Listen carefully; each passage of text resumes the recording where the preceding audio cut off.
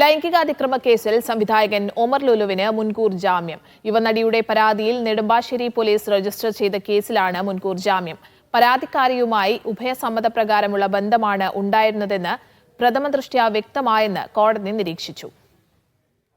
Lydia Jacob കൊച്ചിയിൽ നിന്ന് വിവരങ്ങൾ പങ്കുവയ്ക്കാൻ ചേരുന്നുണ്ട്. ലിഡിയ, എന്തൊക്കെ കാര്യങ്ങൾ മുൻനിർത്തിയാണ് ഒമർ ലുലുവിന് കോടതി മുൻകൂർ ജാമ്യം അനുവദിച്ചിരിക്കുന്നത്? സ്നേഹ, ഒമർ ലുലുവിന് മുൻപ് കോടതി ഇടക്കാല മുൻകൂർ ജാമ്യം അനുവദിച്ചിരുന്നു. അതാണ് ഇപ്പോൾ മുൻകൂർ ജാമ്യമായി കോടതി നീട്ടിയിരിക്കുന്നത്. കോടതി നിരീക്ഷിച്ച ഒരു പ്രധാനപ്പെട്ട കാര്യം എന്ന് പറയുന്നത് ഇവർ തമ്മിലുള്ള ബന്ധം എന്ന് പറയുന്നത് ഉഭയസമ്മത പ്രകാരമുള്ള ബന്ധമാണ് എന്ന പ്രഥമദൃഷ്ട്യാ വ്യക്തമായി എന്നുള്ളതായിരുന്നു. നെടുമ്പാശ്ശേരി പോലീസ് രജിസ്റ്റർ ചെയ്ത കേസിലാണ് ഇത്തരത്തിലൊരു മുൻകൂർ ജാമ്യം ഒമർ ലുലുവിന് ലഭിച്ചിരിക്കുന്നത്.